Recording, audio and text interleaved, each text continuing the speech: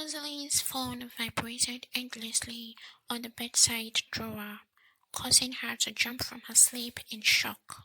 She grabbed her head tightly with both of her hands to ease the throbbing pain that hammered against her skull. Her eyes were heavy, and the sting she felt from them was unbearable. Her legs were numb, and her waist stiff like she had been lifting heavy weights. For 10 straight minutes, she was unable to move her legs, let alone get off the bed. Her entire body felt weak, like it didn't belong to her. Finally, she managed to pull her feet gently through the sheets and onto the floor. The vibration from her phone had stopped for a second, but as soon as she dragged her body to stand, the phone resumed its vibration, causing her to shudder in shock. Then, slowly, her eyes darted around the room. It felt unfamiliar, and the vibes she got from it were strange. Where was she? She remembered checking into the hotel the previous night, but there was something not right about the room she had just woken up in. Her eyes flickered with confusion as she moved slowly towards the bathroom, carefully prompting her mind to remember the room number the staff had checked her into. But no matter how hard she tried, she couldn't recall the figures imprinted in gold on the keycard she was handed over when she paid for a room. Just before she got to the bathroom door, she turned, and her eyes fell on the mini round glass table, then the fridge at the far end of the room. She felt something crash hard like glass in her head, and she quivered, almost losing touch with her balance and dropping to the floor, but she was quick to lean against the wall behind her. Her head resumed pounding hard against her skull. With her eyes shut from the effect of the migraine, she massaged the side of her head with her hand to feel better. Steadying her stance after some time, she hurried over to the wardrobe and threw the doors open. They were there, her brown Italian plastic suitcase and her Brazilian leather handbag. The wheeler of the suitcase was hanging out. Her eyes lingered on it for some seconds before reaching for it. Grabbing it, her heart immediately sank in. She began to cough hysterically, rubbing her chest desperately with her hands folded in a fist. The coughing continued, stretching her throat painfully until she retrieved a bottle of water from the fridge and gulped it all down. Her eyes itched, and her throat hurt as she breathed in and out slowly. What was happening to her? She was struggling to remember what had happened the previous day, and she wanted to believe the room she was in now wasn't the same one she had checked into. She lifted her hand to wipe her face, but her eyes caught something on the side of the middle finger of her left hand. It was a line of caked blood. She traced it with another finger, staring down at it and forcing her brain to remember how and when she got injured. Music and lots of dancers. A man grabbed her hand, his eyes inspecting her fingers. She squeezed her eyes tighter and beat her teeth against themselves, but she couldn't remember what the man looked like or where they were. The environment was dark, and the image kept registering as blurry to her brain. She let out an exasperated sigh, stamping her feet frustratingly on the floor. What was wrong with her? Thompson. Yes, I have to reach Thompson, she muttered to herself, turning around to find her phone. Just before her hand reached it, it began to ring again, causing her to jump in shock. She took a deep breath in and out before grabbing the phone to check the caller. Thank goodness, she yelled, clicking the answer button, her body hot and trembling. I've been calling you. Thompson's voice came on the receiver. I was, she stammered before he cut her off. I'm at the reception of your hotel, but I don't know what room you're in, he said, a trace of frustration lining his tone. Okay, I'm just gonna grab my bags to meet you down there, Roseline replied weakly, uneasy because everything she felt was not right. Her heart kept thumping speedily in her chest and her fingers trembled, and she grabbed her handbag and threw her phone in it. Sliding it across her shoulders, her hands moved to the carrier of her suitcase, but as soon as her fingers met for it, her heart rolled inside again, causing her to gasp desperately for air. With shock glazed in her eyes, she stared at the suitcase, not sure of what to make out of the strange feeling. Sighing, she hurriedly wore her shoes and, dragging the large suitcase by the second handle, she managed to wheel it out of the door. Anxious, her breathing irregular, she drew the door close, but the hinge movement slowly came to a lazy halt before the bolt could click into its hole. Something was stuck under it. "What now?" Roseline yelled under her breath. "What now?" Roseline yelled under her breath, causing the ill luck the morning had greeted her with today. Looking down, she saw the squeezed paper that had hindered the door from closing properly. Swallowing hard, she bent down to pick it up. Unfolding and straightening it, she saw it was a patient card from an eye clinic for a lens recommendation. Thomas White. What a coincidence! What a coincidence, she thought, scoffing at the thick paper in her hands. "Hey, Roseline!" Someone yelled her name from a distance. She turned to find Thompson waving at her from the far end of the long corridor. Her eyes made to dissolve into a smile, but slowly they formed into a look more deadly than excited to see a loved one. Mindlessly slipping the thick paper into her bag, her feet forged forward. Her face was tight with an unreadable expression. One slow step, and the next. Then, the next. She walked towards where Thompson stood. "Are you okay? What's with that scary scowl on your face?" Thompson queried, grabbing Rosaline's arms and pulling her into a hug before she even had time to think about resisting. "Wait, Thompson," she scampered, withdrawing herself from the hug, her face scrunched up in confusion. "What has come over you?" he inquired, with a gentle laugh, showing how pleased her action made him. "I'm sorry, it's just that," Roseline stammered, biting down on her lips. "It's just what?" he asked, in patience. "It's just that I feel we shouldn't be doing this," Roseline blurted out, lacking the right words to explain what she was feeling at the moment. "What?" Thompson asked, shocked. "You want to break up with me? You want to break up with me? You want to break up with me?" he asked, his eyes widened. "No, that's not what I mean," she protested, waving her hands in front of him in disagreement. "Then what do you mean? You just said we shouldn't be doing this," he asked, burying his hands in his pockets and staring at her curiously. Confused at her own behavior, but the feelings she felt too real to ignore, she asked, "Is there something you would like me to know?" At that moment, Thompson's breath hitched. Deeply inhaling and exhaling, he rolled his eyes restlessly. Then, withdrawing his hands from his pockets and placing them gently on her shoulders, he rubbed them affectionately, his gaze dissolving into a gentler look. "You must be tired. Let's go home," he replied, with a smile plastered on his face, his voice smooth and persuasive. Roseline sighed tiredly. I've been feeling a certain type of way since I woke up. I'm not sure, but I feel I'm doing something wrong. I've been feeling a certain type of way since I woke up. I'm not sure, but I feel I'm doing something wrong." She let her face fall to the floor and rubbed her hands together anxiously. Thompson swallowed over and over again as he listened to her. "I feel like a part of my memory was sliced up while I was sleeping," she concluded, looking back up at Thompson.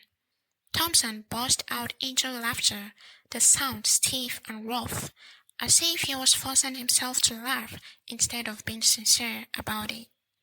What do you even mean? That's so diabolical, he yelled, moving away from Roseline towards where her suitcase was standing. She watched him draw out the wheeler and began to roll the box towards her. Did he feel that? Did he feel that? It was just her. Roseline froze as he approached her.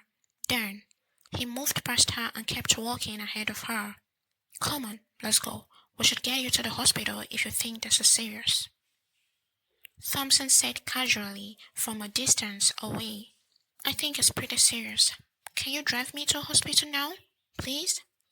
Come on, Roseline. You were on a flight for several hours.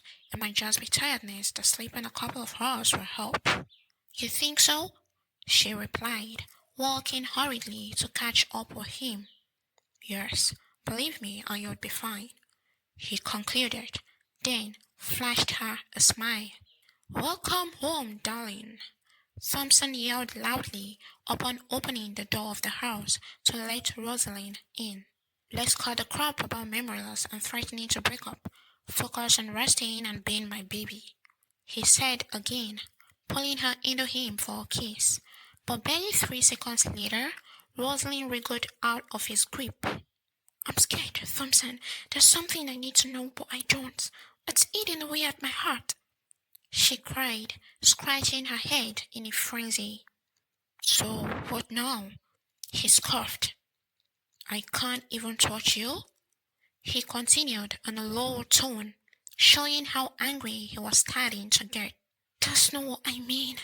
You don't understand me, Thompson, she said slowly, her mind completely drifting from the conversation.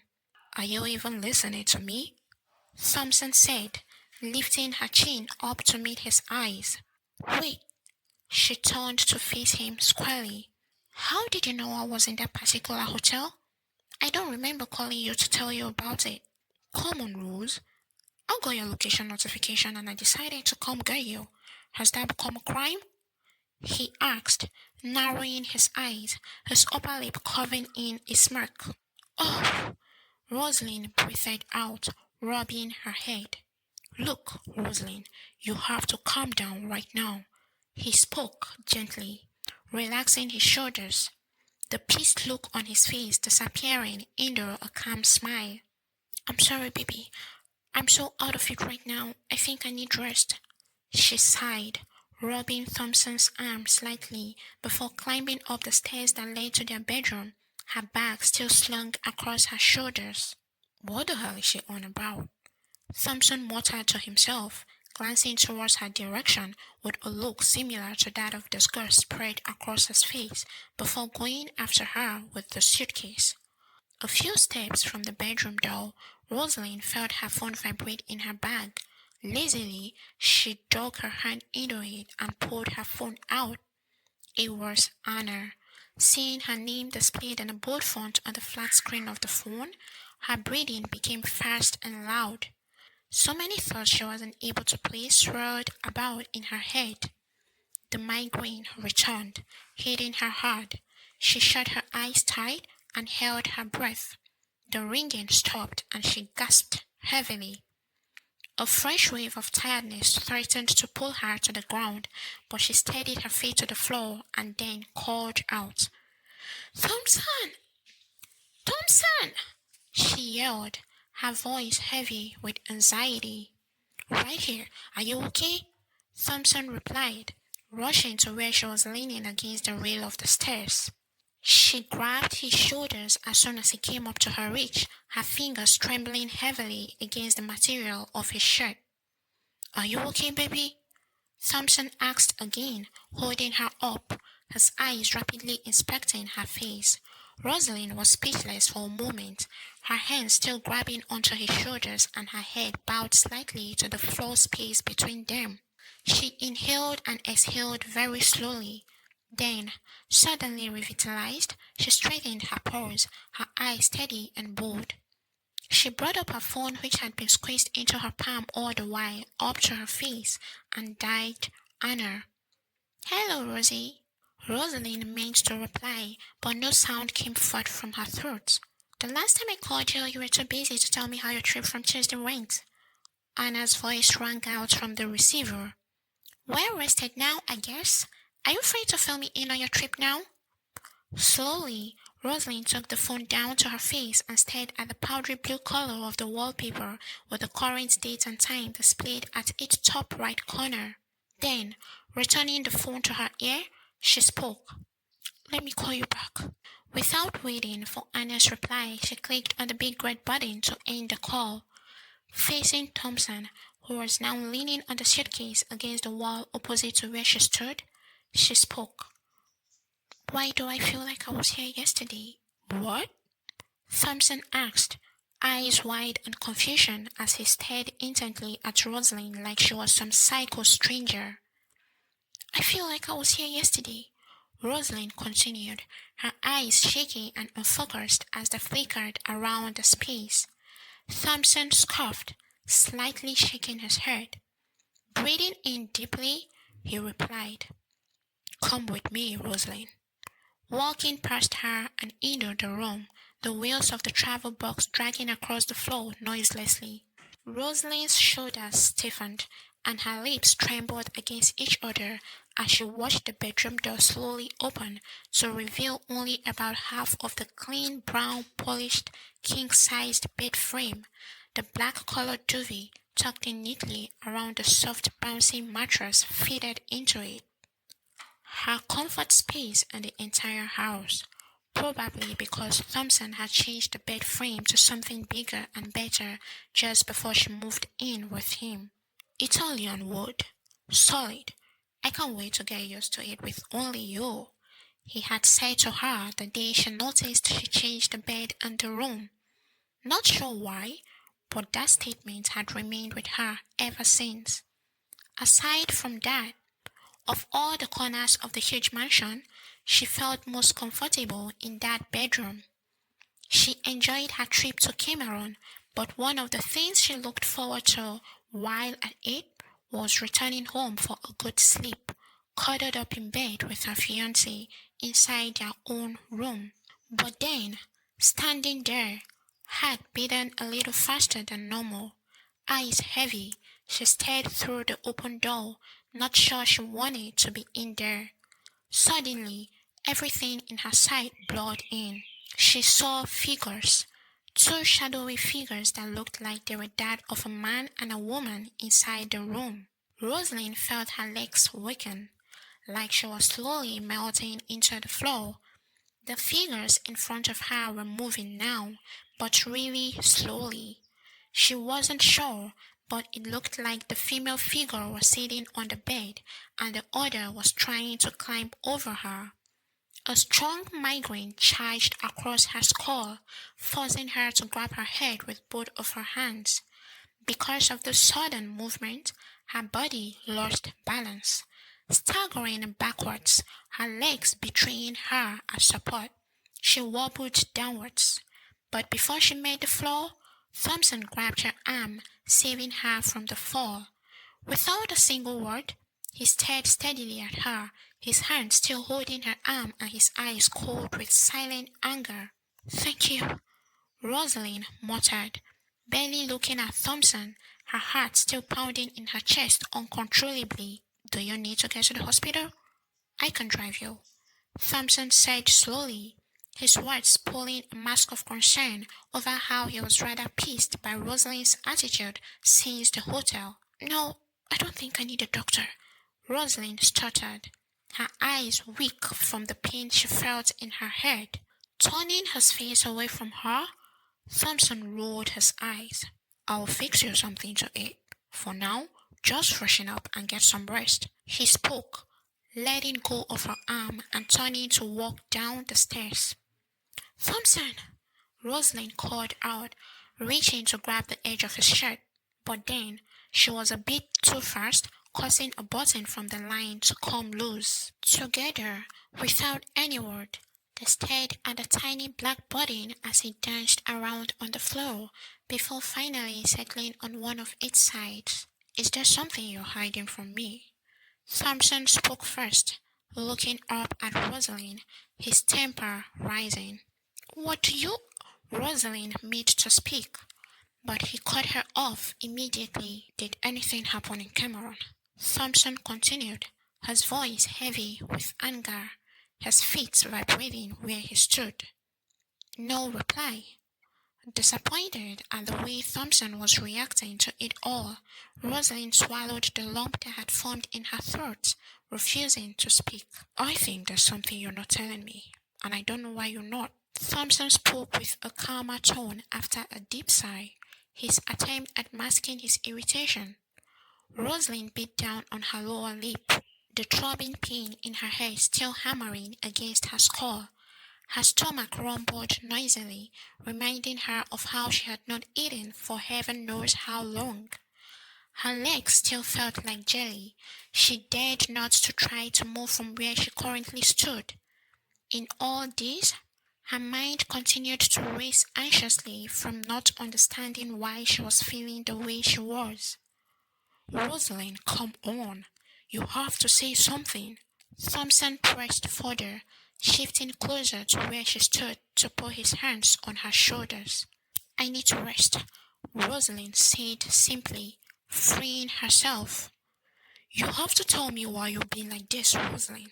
Thompson spoke without blinking, his voice hoarse, the veins of a snake stretching against his skin, showing how he wasn't willing to take it anymore. Alarmed at his cold comment, Roseline slowly got up from where she sat, head heavy and eyes wet. She began. Really? Is this all you have to say, Thompson? Her voice cracked as she fought back the tears that were threatening to escape her eyes.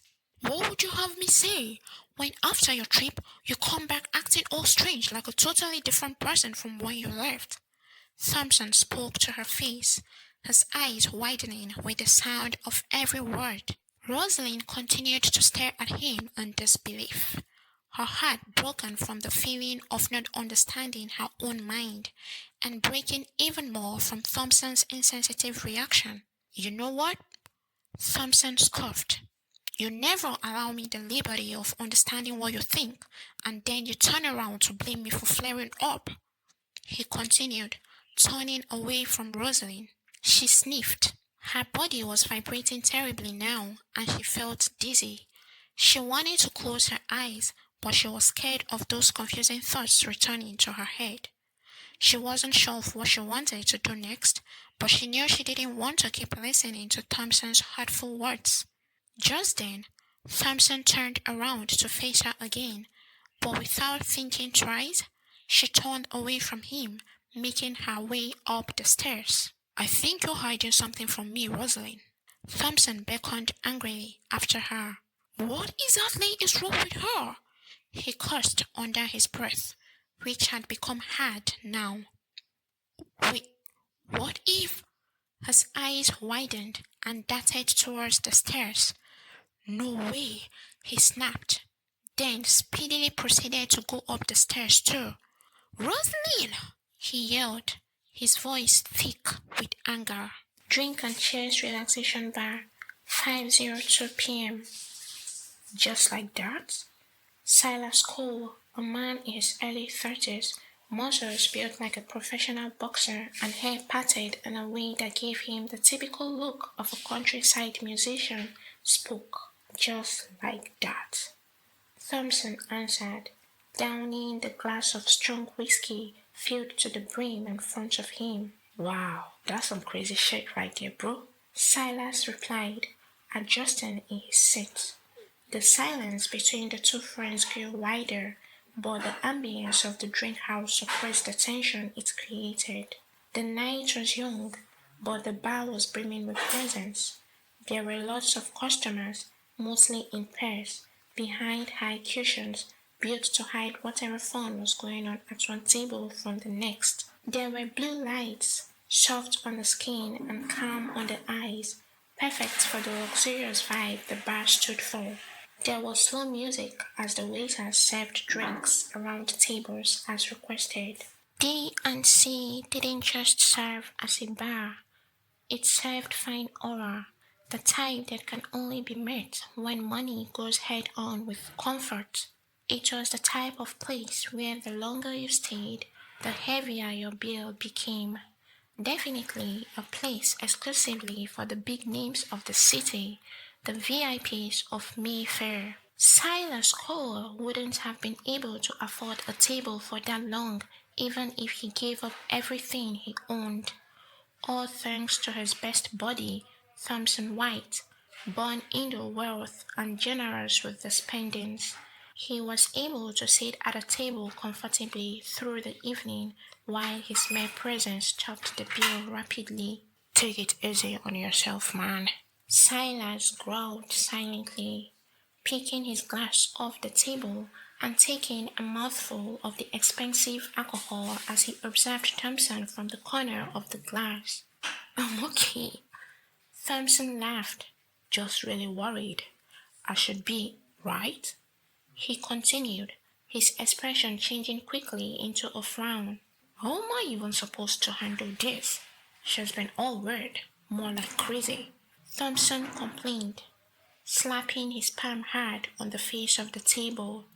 Silas didn't respond this time. Sitting back comfortably on his seat, he continued to stare at Thompson like he was a kid throwing a meaningless tantrum, but his furrowed brows and cold look gave away the fact that he was lost in his own thoughts. Thompson had become drunk, but he kept on drinking and continuously ranting about how confused he was at Rosaline's new attitude. I think she needs to see a doctor. But she wouldn't even hear of that. Thompson scoffed, rubbing his eyes, which were already half closed, vigorously. She even said she was at the house yesterday. Thompson bursted into a fit of laughter, clapping his hands excitedly. His voice rang through the space. It embarrassed Silas, but something else bothered him more. But I picked her up from the hotel room this morning. Do you understand? Thompson continued, his expression tightening back to a serious look. Silas shifted on his seat like it had suddenly become uncomfortable. Rubbing his palms together, he sighed heavily. Then, grabbing his phone off the table, he clicked it open. After typing a short message, he hit the send button, returning the phone to the top of the table and turning to face Thompson. His expression dissolved into a smile. Don't worry, I'll help you, my friend. He grinned at him, completely out of touch with what was happening around him now. Thompson just continued to bicker, but his words had become inaudible. His head swayed from side to side, the effect of the alcohol strong and unyielding. A few minutes later, a shrill voice called out towards the table of the two friends. Hello, handsome. Hey, hi. Silas muffled a reply, looking up at the woman fast approaching their table, dressed in a tight black leather miniskirt and a corset top that did nothing to support the puffed flesh of her pumped breasts, ankle heels, and her red hair packed up in a very messy bun. Barry walked majestically to the table. Nice to meet you, handsome. She flashed Silas a quick smile. Then, with both hands, she turned Thompson's face towards her. Oh, I said it. It was him. Sorry, but I have to take him from here. Barry cackled happily, shaking Thompson, who was passed out on the table violently, on a bid to wake him up. Oh, poor sweetheart, Barry mourned, patting Thompson's head affectionately. Just how much did you drink? She winked, smiling widely.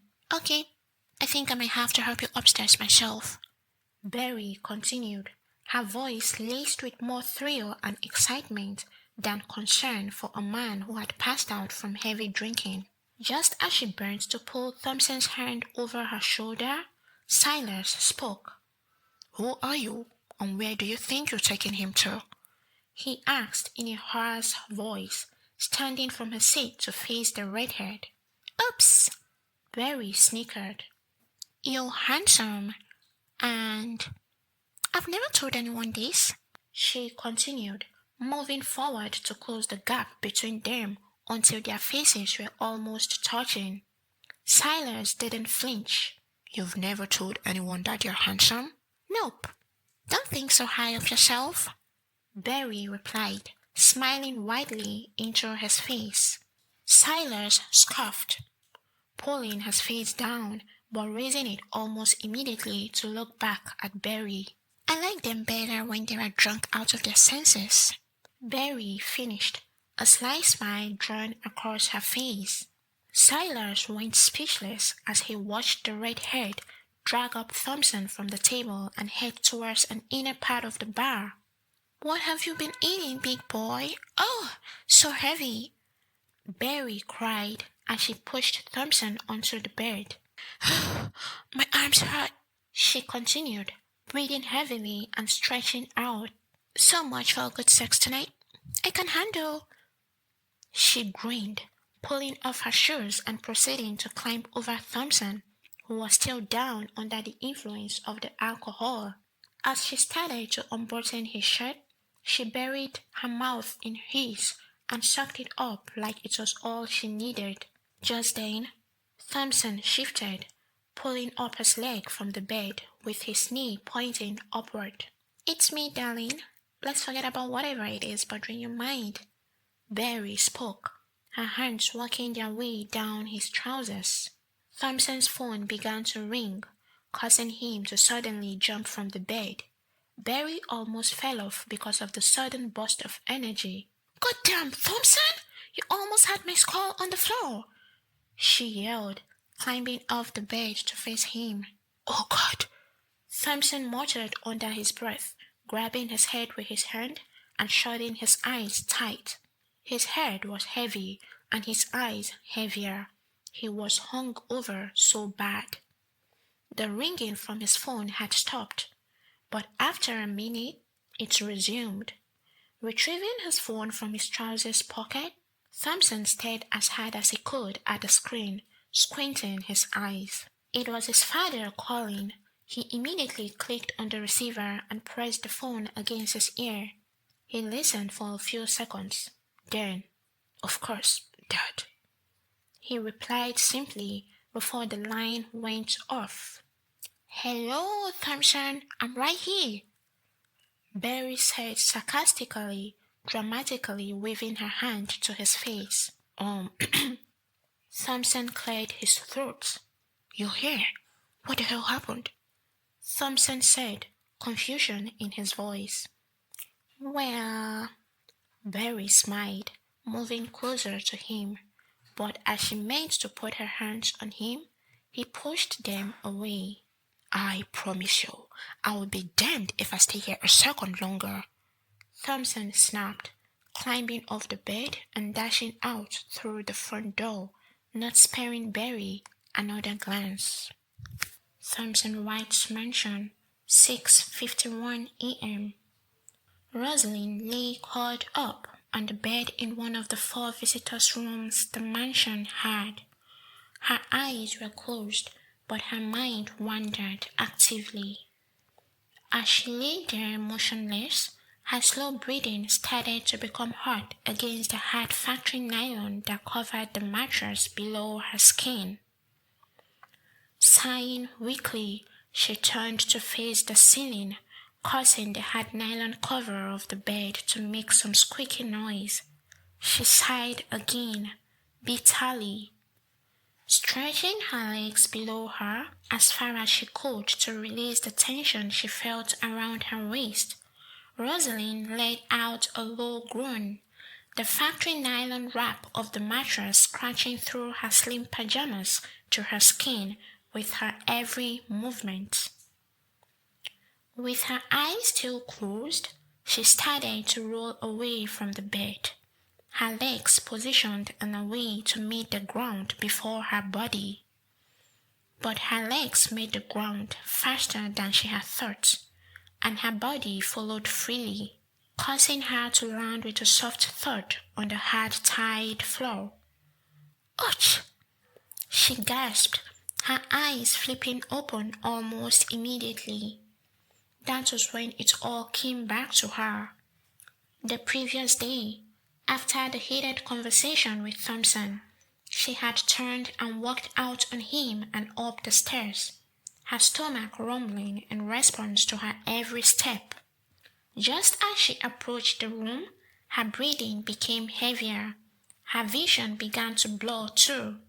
She shook her head several times to help her eyes focus, but to no avail. Stopping in her tracks, she dragged her feet towards the closest wall in front of her eyes, pushing her entire body onto it and shutting her eyes closed as she proceeded to take slow, deep breaths. She had merely breathed in and out twice when she heard Thompson climbing up the stairs. Next, his voice met her ears. It was hard, agitated, everything but affectionate, far from concerned. She didn't want to face him then, so, lifting herself from the wall with a crippling unease, she wobbled away from the door of the room in front of her. Clicking open the door of the first visitor's room, she closed it almost immediately. It wasn't the one. The Thompson White's mansion had 5 bedrooms, one of which was the only furnished, the one Roseline shared with Thompson since after she moved in with him. The rest had automatically become visitors' rooms. There were supposed to be extra rooms for visitors that might need to stay the night, but they didn't have any beds in them. The cleaners just made sure they were sparkling neat and tidy, but they were empty. No curtains, no beds. The only one that had a bed was courtesy of Roseline. Sometime before her travel, she was worried that someone might need to visit and end up sleeping on the cold floor or in the living room. It was such a big mansion, and it would be awkward if that happened. So, she bought a mattress, not as expensive as the one Thompson bought for their own room, and certainly not as luxurious. Thompson threw a huge fit after he discovered the purchase. "You didn't need to do this, Roseline," he had said after he called her out one morning to the open door of the room where she had placed the mattress. "I felt like we should." Roseline had tried to validate her action, but Thompson cut her off. "There won't be any visitors for now." That was how the room ended up having only an unboxed mattress, without bed frames even. Rosaline's thoughts weighed heavily on her as she moved past the room to the next one. She didn't want to believe what she was thinking, that Thompson might raise his hand on her.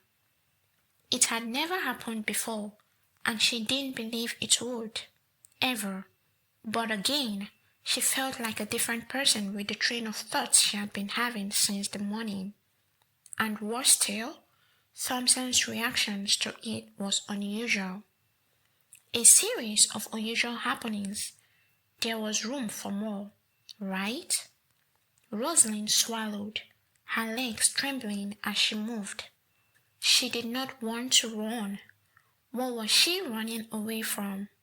Thompson? Why? These questions bumped against each other in her head. She didn't see any reason why she should be running away to hide when she hadn't done anything.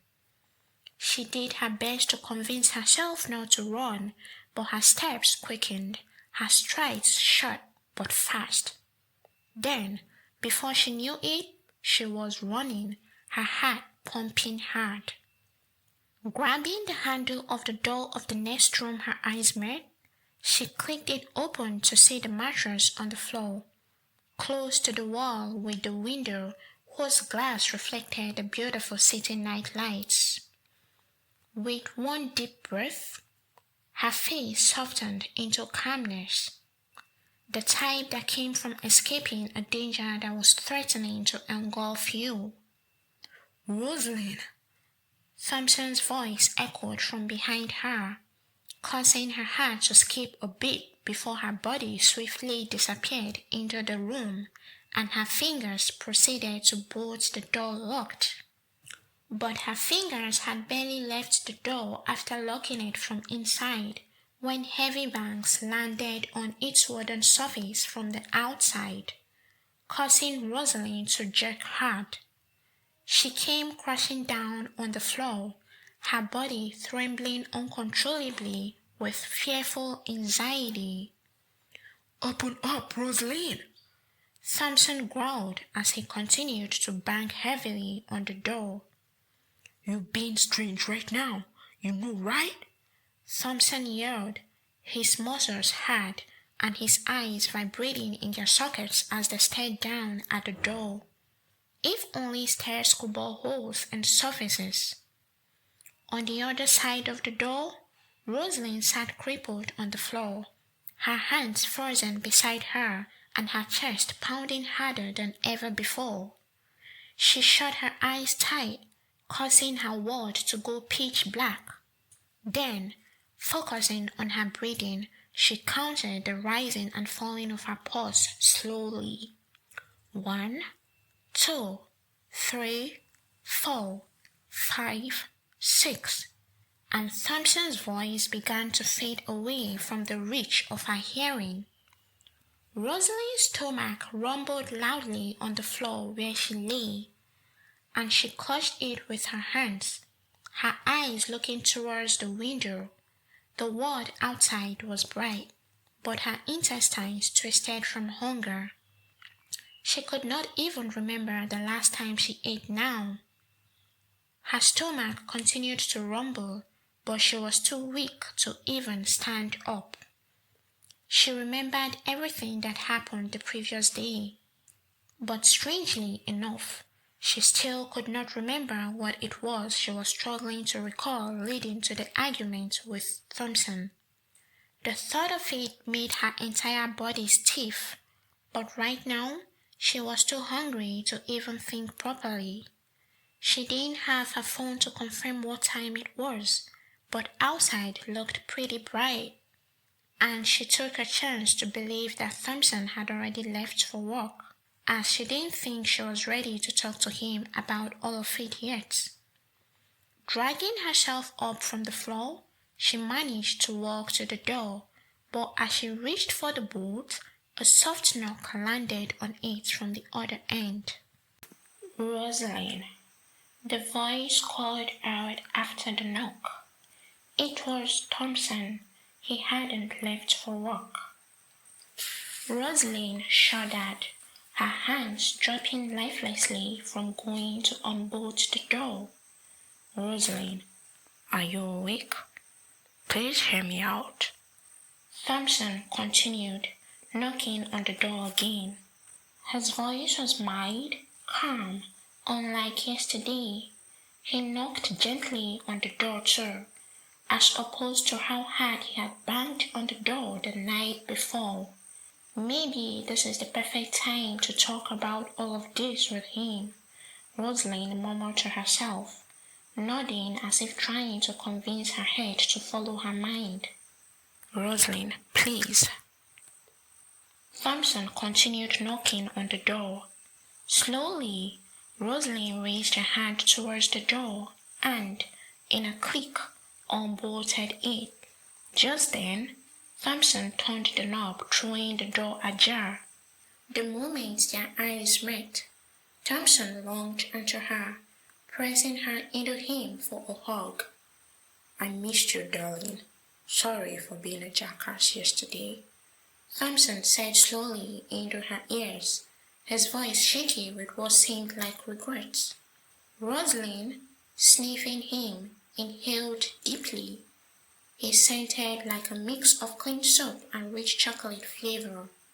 She had missed just how good Thompson's scent was and how giddy it made her feel whenever they made contact, enough for her mind to get lost in the wonders of the rich fragrance.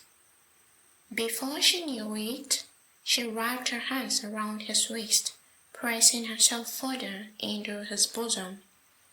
A smile slowly formed on Thompson's face as he adjusted his arms around her, patting her back even more affectionately. This was easier than I thought it would be. Thompson's mind bubbled with victory. All right, darling, let's sit down for breakfast while we talk about how my dad finally wants to meet you. Thompson's words hit Roseline like an unexpected volcanic wave, causing her heart to sink down her chest for a second.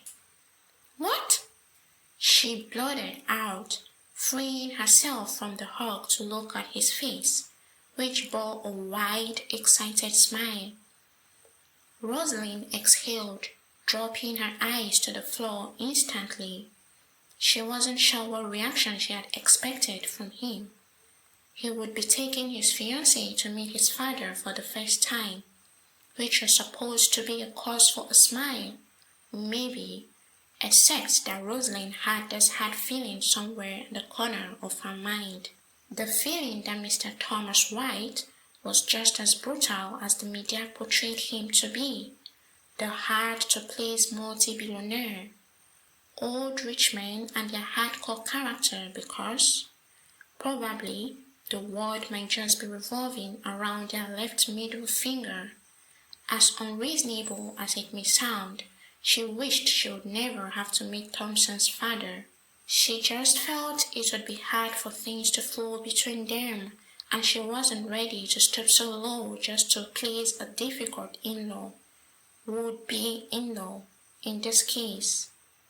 Forcefully, Roseline stretched her face to form a smile, which, if Thompson had paid a little more attention to, he would have noticed how the smile gave away an anxiety and displeasure instead of excitement and fulfillment. I know, right?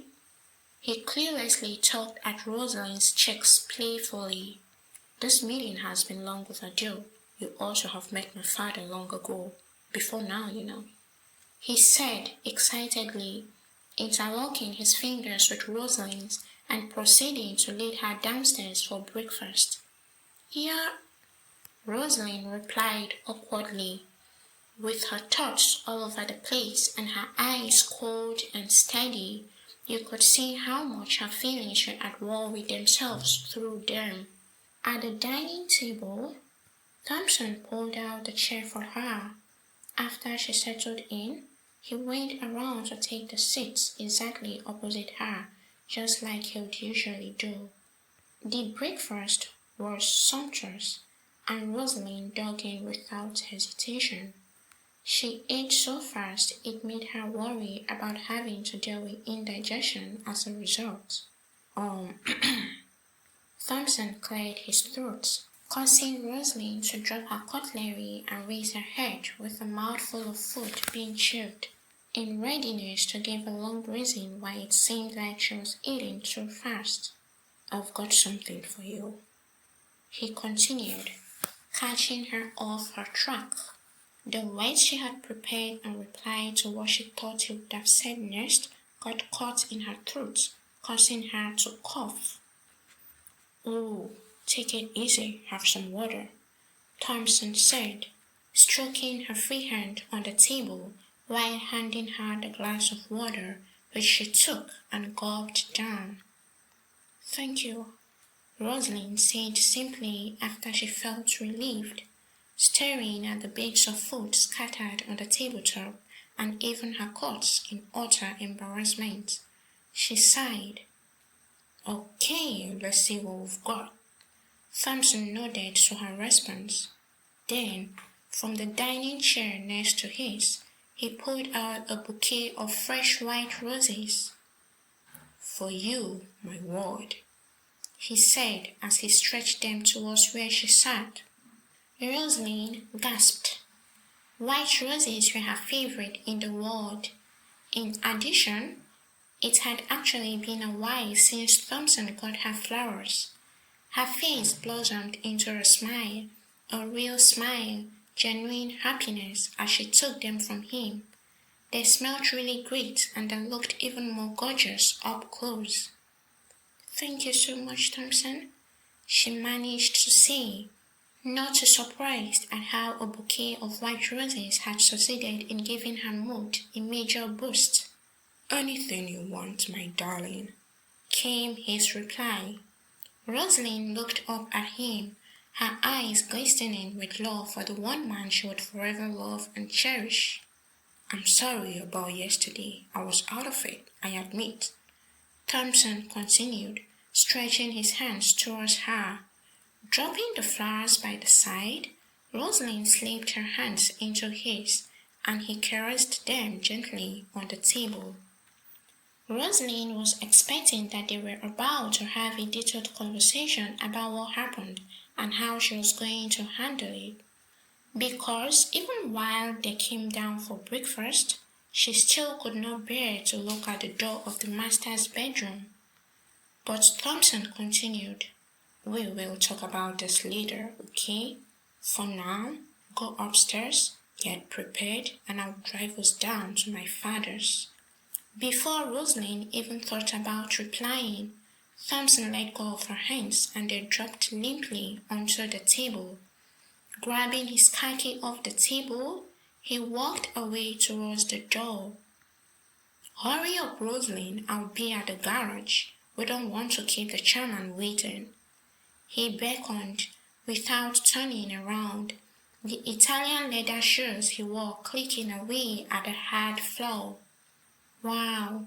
Roseline sighed heavily in total bewilderment. Was there any way out of this now? Mr. Thomas White's mansion, 12 a.m. Roseline had thought Thompson White's mansion was the biggest there was in the whole of Mayfair City. She had been in total awe of its magnificence the first time she visited him. It was a miracle her eyeballs didn't pop out of their sockets from admiration of the palace-like structure that day. Arriving at the Thomases' mansion gave her a total mindset shift, even before she got to go in.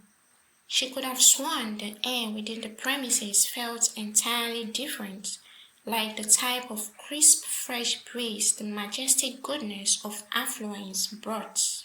The mansion that could pass for a golden house stood firm at the center of the compound, the cream-colored paint of the walls of the exterior, lined with expensive glass doors and windows, screamed undefined luxury. There were flowers on either side of the sparkling, clean, spacious compound, but they didn't look like the bunch of normal, on the verge of withering flowers you'd see at every other house planted to beautify. They looked different, plump, alive, rich like treasures. Roseline shivered from the heavy aura the atmosphere in the Thomases' mansion carried. "This is heaven," she whispered under her breath, looking around. "Let's go." Thompson beckoned with a shaky voice after parking the car properly in the garage, which had about 7 other different cars of impeccable value and prestige. "Are you okay?" Roseline asked, concerned, exhaling heavily, failing to hide just how nervous he was to see his father for one of the most important meetings that would determine his fate as a son of the Whites. Thompson replied in a tone too low for how he would normally sound. "Of course I am. Let's go."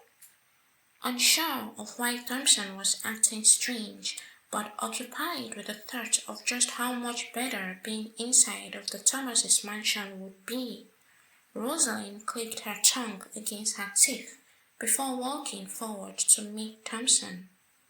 But instead of walking towards the entrance of the mansion, Thompson turned and started to walk around it. Isn't that the main entrance of your father's house?" Roseline asked, pointing towards the door she thought they would be passing through. "We're going to go in from behind," Thompson replied, grabbing her hand gently and continuing to walk towards the backside of the house. "Why?" Roseline asked, surprised but more curious about what his reason could be. Clearing his throat silently, Thompson replied, I need to grab something quickly from my room before heading to meet my father. Oh, okay. Roseline nodded, disappointed at how her simple dream from minutes ago, which was walking through the front door under a self-conjured spotlight into the mansion, had been shattered. Without any further question, she followed Thompson's lead until they got to a door just by the side of the building. Pulling it open silently, Thompson motioned for her to get in and followed suit immediately before gently closing it behind him. Something was off about him going through a door different from the main entrance, and how he acted discreet about it, keeping his steps gentle and his voice down the whole time. But Roseline did not bother to ask anyway. They walked through an empty, dim-lit passage that smelled heavily of fresh lavender before turning towards an open door that revealed a space livelier and more well-lit than where they had come from. Just before they crossed the door, Thompson let go of Rosaline's hand to adjust his tie. Then, taking a deep breath, he turned to her, his face melting into a wide smile. "Let's go, shall we?" he whispered to her, the smile still plastered firmly on his face. Not sure of the cause of a sudden smile, Roseline rocked her neck uncomfortably, fighting the urge to sit him down and have a proper conversation as to why he had been acting weird since they got there. "Let's go," she whispered back instead, forcing herself to smile too in order to reduce how awkward it had turned between them. Slipping her hand back in his, her face turned away from his ridiculous smile-infested face that walked through the door. It was like a whole different world. The beauty of the interior was way beyond Rosaline's imagination. Whosoever did the interior decoration of the space could as well become a magician, Roseline had thought. She was still lost in the beauty of the area surrounding her when Thompson's voice rang out loudly through the silence, cracking against her solemn focus on admiration. "Dad, I'm right here!"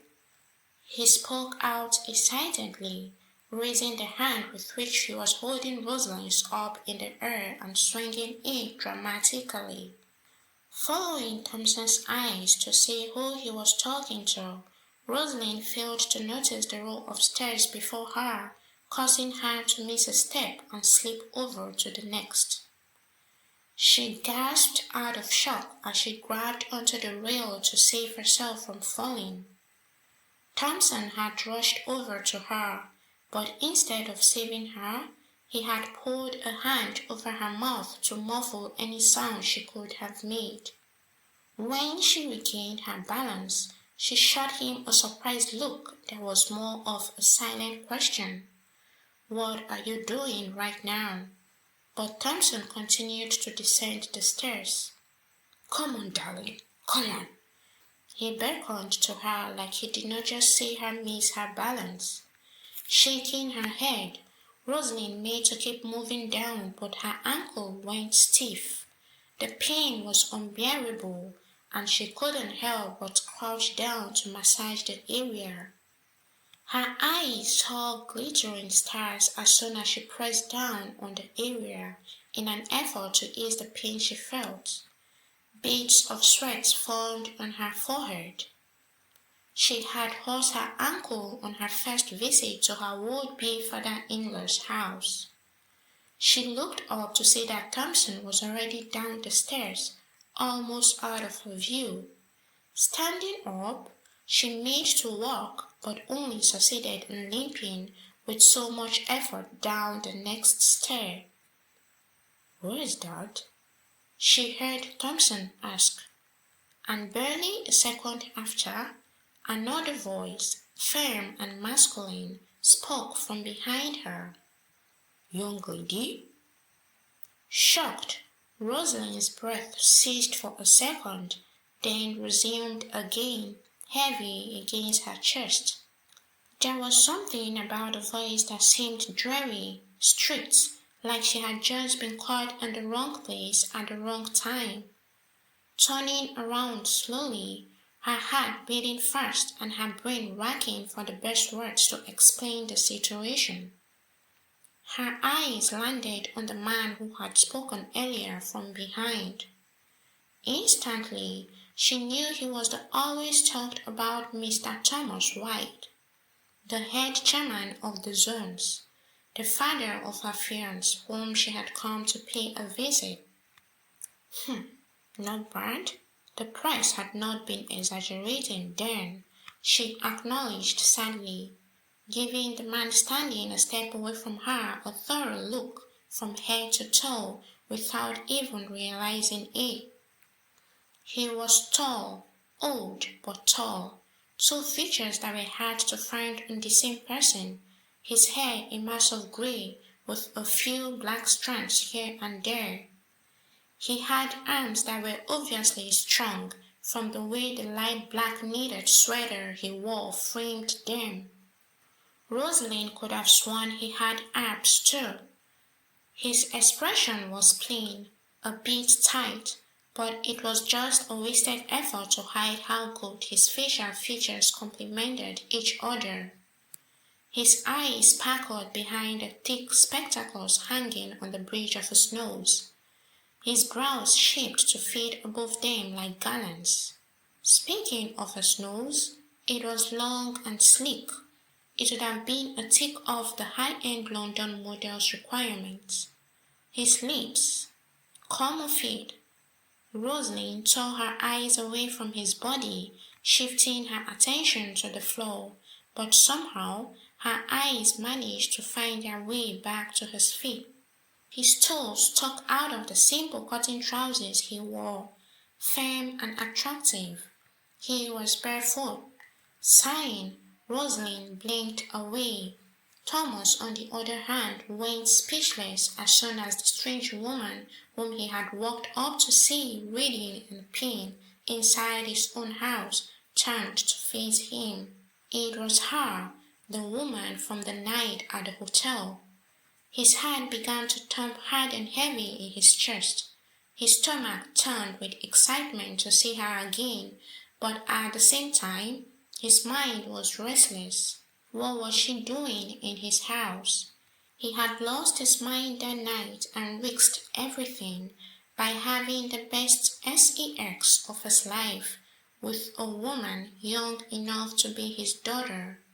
He had admired her bare body sprawled naked on his bed through the rest of the night, checking out of the hotel as soon as the counter opened, but not before making sure that the hotel authorities traced the woman's room and got her belongings to the room she was now in.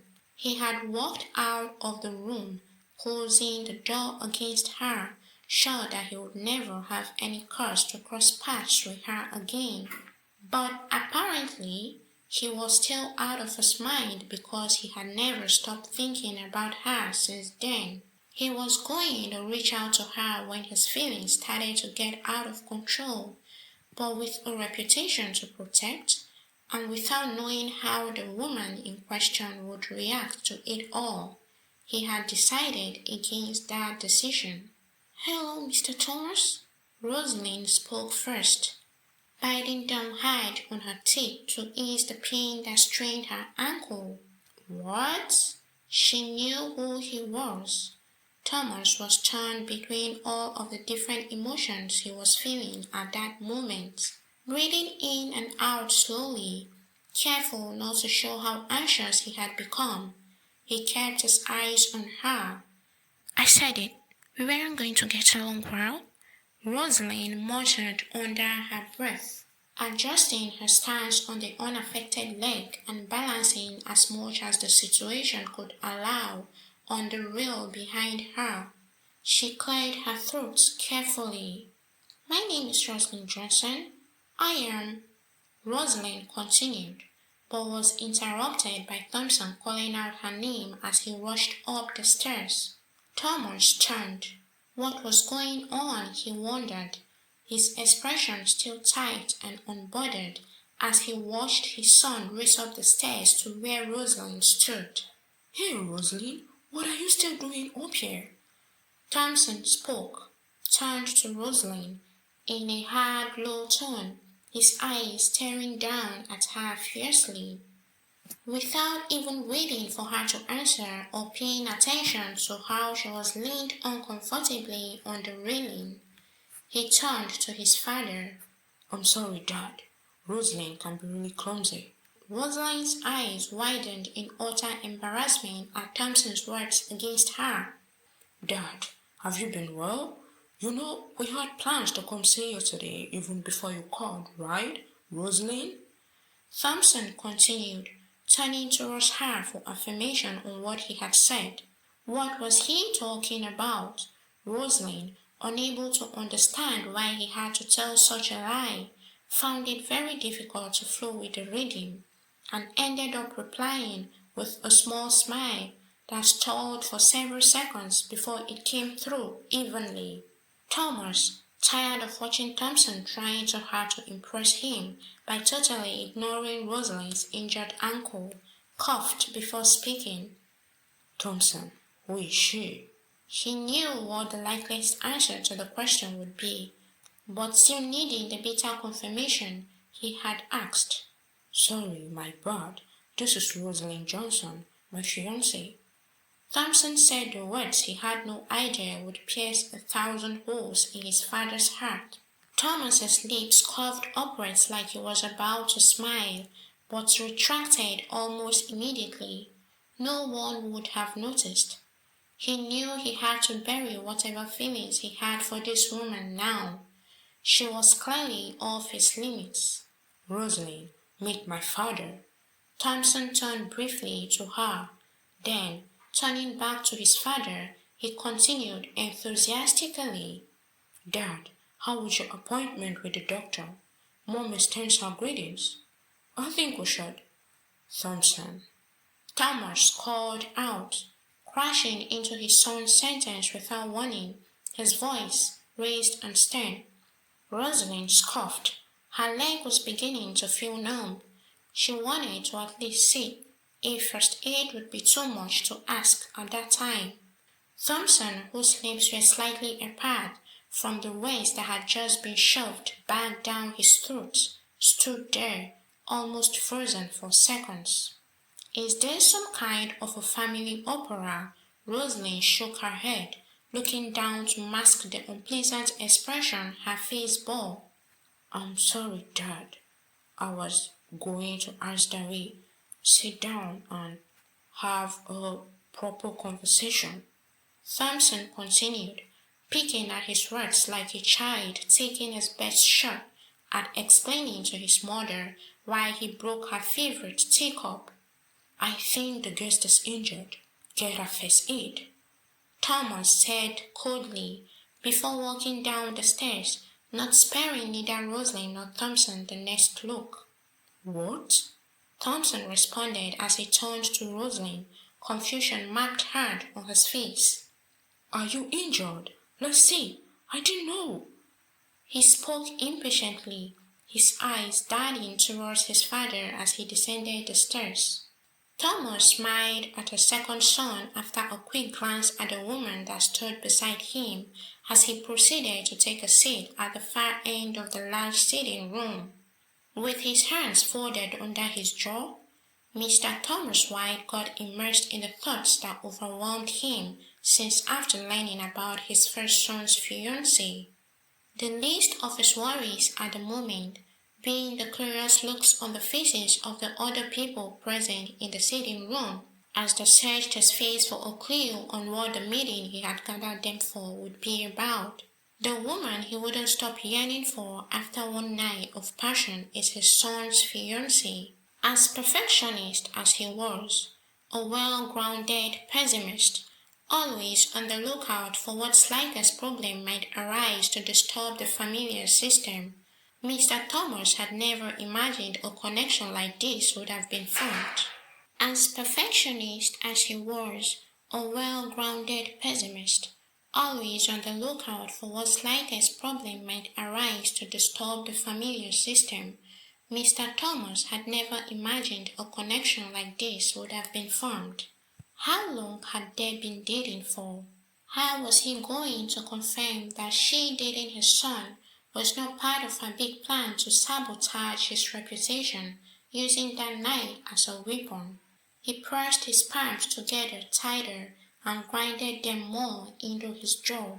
He needed to know what her true intentions were, and he wasn't going to be patient until when she would show up unannounced at his office, with terms and consequences of disagreement to those terms. Maybe. His head turned towards the noise of footsteps coming down the stairs. His heart began to beat faster as soon as his eyes fell on her as she walked slowly behind Thompson. Exhaling sharply, he relaxed more into his seat while glancing at every other person's face, worried someone must have noticed how loud his heartbeat had become. I think the guest is injured. Get her first aid. Roseline gritted her teeth as she remembered Thomas's words, which according to him would be caring for the woman his son cares for. What a man! She sighed as she continued to walk closely behind Thompson, relying on his guidance on the right place to sit in the unbelievably enormous sitting room. Roseline noticed the presence of the two other persons, a man and a woman, whom she would have given everything on a bet that they were a couple because of how closely the woman was etched by the man's side. It was funny because why did it remind her of the black and white colored picture she had seen of the conjoined twins the legendary Dr. Ben Carson had operated on? Roseline made to smile, but a sudden pain pierced through the bone of her injured ankle, causing the smile to get wiped off her face as quickly as it came. She wished she could get the damn heels off her feet. It made walking difficult for her, especially with a now injured ankle. Biting down hard on her molars, she swallowed the pain, but had to slow down her pace, else she had to limp it through, and she didn't want to. Aside Thompson's words while he returned the can of the relief spray he had almost emptied on her ankle to the first aid earlier, "Don't embarrass us today, okay?" She felt a strong urge to jump over everything that would make the old man look at her like a lost chick again. After Thompson and Roseline had settled down, Thomas knew he had to do something that would bring some sort of satisfaction to his curiosity, or maybe give him a hint of how intense the fight would be, that is, if there would be any. Then, slowly, his eyes relaxed into a more settling gaze. He had an idea. "Sons, introduce the women you've brought with you." Thomas spoke, dropping his hands from his jaw to face the small crowd of people before him, his voice heavy with resounding authority. Roseline felt really uncomfortable with the old man's demeanor and mannerism. She shifted on her chair, summoning every willpower to keep her face clean from a smirk. With an annoying agility, Thompson sprang up from where he sat beside her. "Dad, here's my fiancée, Roseline Johnson." As if the third time he's been told my name today. Roseline rubbed her neck as she muttered to herself. Thomas's eyes had been on her discreetly all this time. His eyes lingered on her for some seconds when he saw that she had muttered something, his curiosity shooting higher. But Thompson continued, forcing Thomas to bring his focus back on him. "Roseline, this is Nelson White, my step-younger brother. You know you didn't have to make it very obvious. This is a first meeting." Nelson spoke, his voice calm but wounded. "Go on." Thomas beckoned to Thompson, whose stance was already posed to reply to Nelson in a way that wouldn't have been too pleasant. "I'm finished, Dad. You should go ahead with his idea of a perfect first meeting introduction." Thompson flipped before taking his seat hurriedly. "Can I?" Nelson politely asked Thomas. With a nod from Thomas, he proceeded by standing from his seat. "Here is Clara, the woman of my dreams." Nelson spoke, looking from his father's face to Thompson, who avoided his gaze, and then to Roseline. Rosaline's lips curled into a smile that she allowed to blossom. For the first time since she got to the mansion, she was properly acknowledged. "Clara?" Clara turned to him, her eyes bright like a puppy's and her cheeks flushed pink. "He is Mr. Thomas White. He is the head founder of the Zones Group. Most importantly, he is my father." As Roseline looked on with admiration, shame tugged at her heart for how poorly Thompson had represented them. She was still battling her emotions as to how things were unfolding when Clara stood up, and she was forced to focus fully on her. She was as beautiful in the rich fine black flowing satin dress she wore. Her hair was all curly and lush, all combed to one side of her face. Her makeup was just perfect. She looked like a princess on those gold heels. "Nice to meet you, sir." She spoke to Thomas, her voice slim and refined. Roseline was lost for words as she watched Clara's gracefulness. Pitifully, she looked down on the ash suit she ended up wearing for the meeting. A little too big for her because she had ordered it in the wrong size when she did, and thought she would grow into them magically. What was she thinking when she decided on that outfit? The show turned sour when, after Clara spoke, Thomas did not reply. "Are you done?" was the next thing he said as he looked from Clara to Nelson. Smiling to Clara, who nodded in return like that was some sort of communication code, Nelson continued. "Darling, this is my elder brother Thompson, and Roseline, his fiancée. You must know that already." He finished. Roseline watched Clara take 2 steps towards where she sat, and thinking she was coming in for a hug, she stood up too, but before she could even take 1 step towards her, the old man spoke. "What were you thinking dressed like you are, young lady?" Mr. Thompson White's office at the headquarters of the Zones Group, 2 p.m. Mr. Thompson, Mr. Thompson? A strange woman is insisting she sees you without an appointment. Julie, Thompson's new secretary, spoke from behind the office door after 2 consecutive knocks. "What is wrong with her?" Thompson yelled, realizing a little too late that he had actually spoken out loud when he didn't mean to. "I have no idea. Should I call the security on her, sir?" Julie's voice came again, loud and serious. "Oh my God, I mean you. What is wrong with you, for God's sake?" Thompson muttered under his breath, grinding his teeth.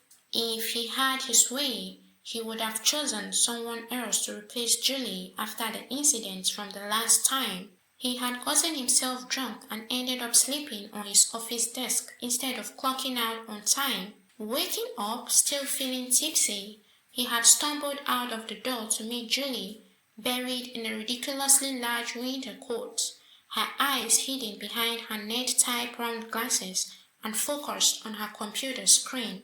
The lights were off and the vibes were right for a quick one, but as Thompson got closer to her, she slipped away from him.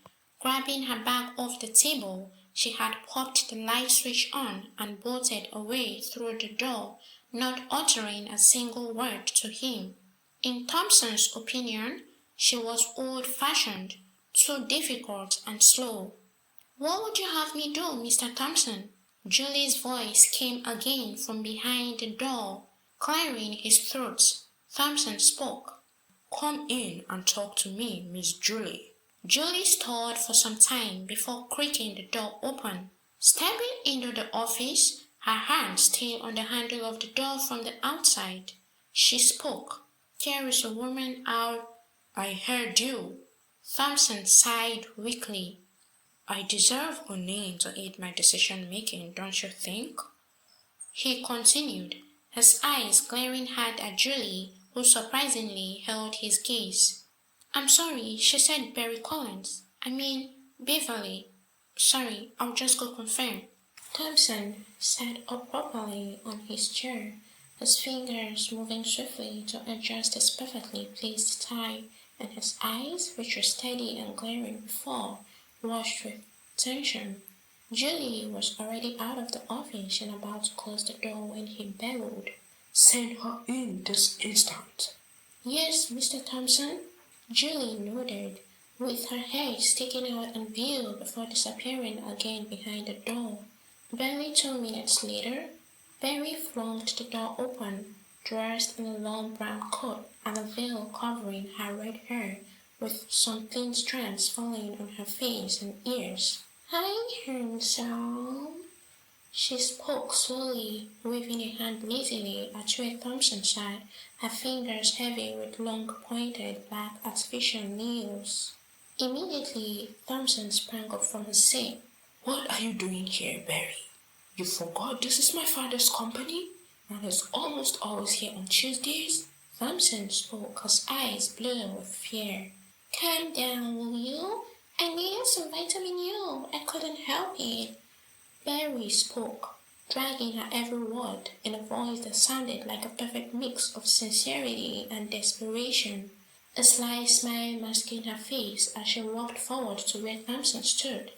Thompson made to say something, but she pinned a finger to her lips, pushing him into one of the fine leather couches arranged at the center of the office.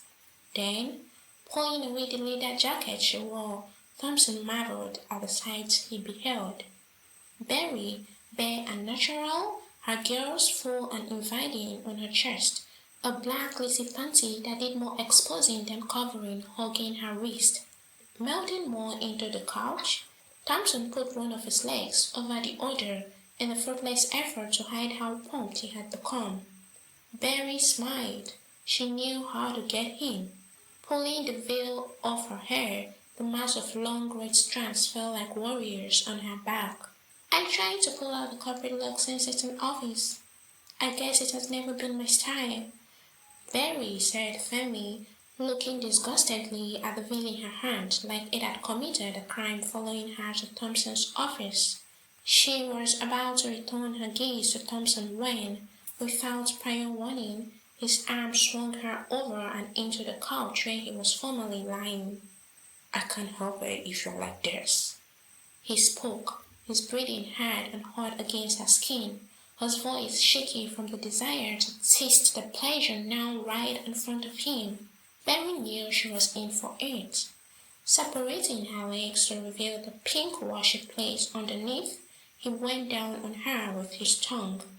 Saliva, devouring, uncontrollable moans. Thomas had his lunch late that day and was returning from his lunch break at the company cafeteria when he saw the commotion at the lounge. At the center of it was the course, a strange woman, and who else was there?